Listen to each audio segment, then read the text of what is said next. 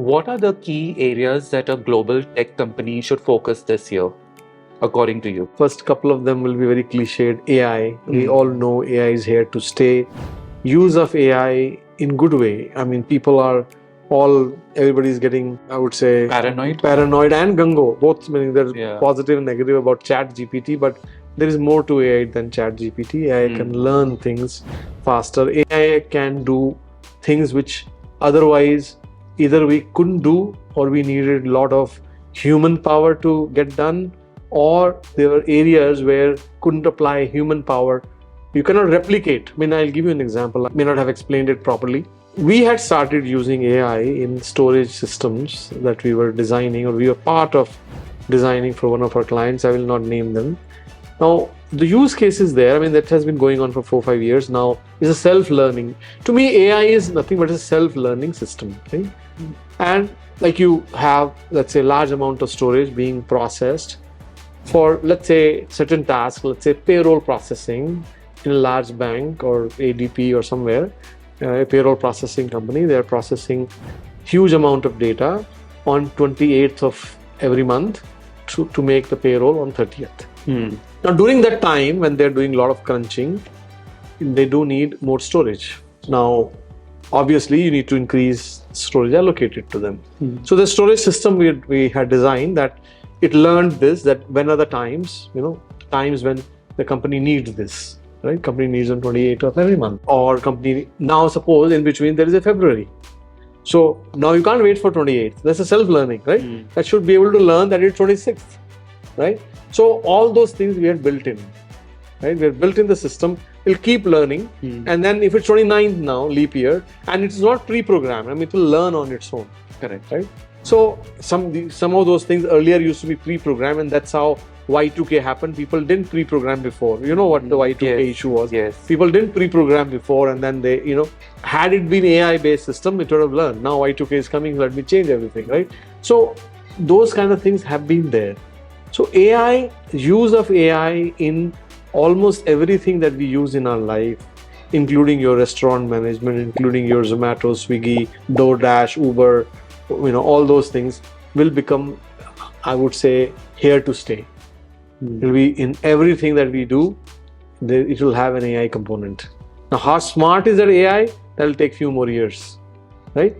That is kind of number one thing. Number two, I would find is cybersecurity. Just like we are using AI, the bad guys are also using AI. Correct. To penetrate our defenses.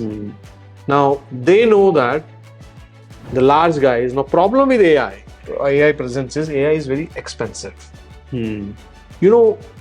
Recently I was kind of at a forum with Commonwealth Secretary General. We were having discussion about this, that how smaller countries we ever able to use AI.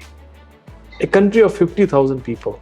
There is an island, Nauru Island in Far East, just been in the news because they moved from Taiwan to China with diplomatic ties yesterday. 15,000 population, right? Imagine, can they afford NVIDIA chips or a system based on NVIDIA chips? They cannot. Even in India, right? Places like India, there are many places where you will find human power is cheaper than AI power.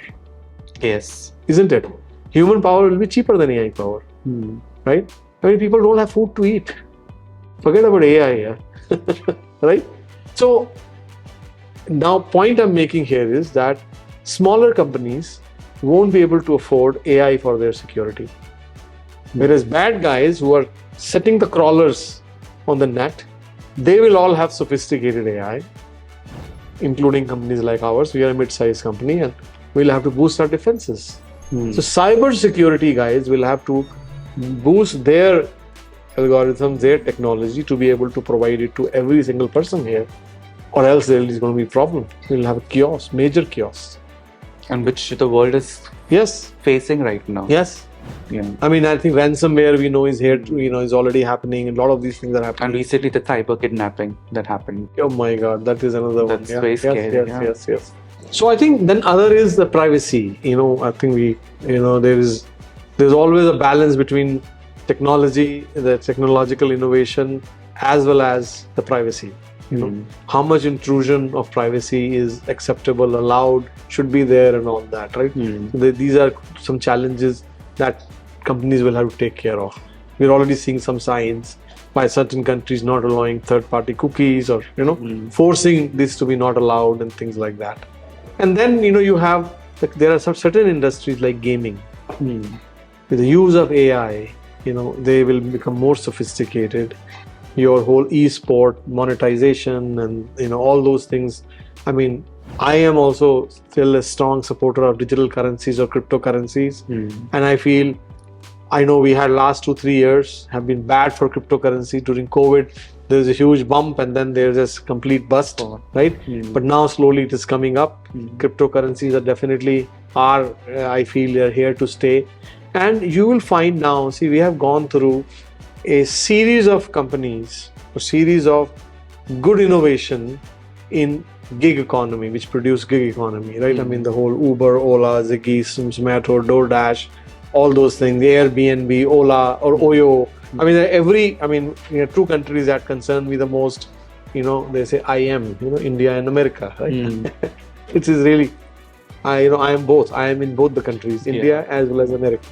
So I think these two countries, we are finding similar companies are coming, and now the next phase is going to be the use of AI, where the highly personalized, highly customized services provided to you. Still human beings in this year, still human beings will be at the top. He's the guy being served till Skynet comes, Terminator 4 or 5, right? Yeah. That may happen 20 years from now, 30 years from now.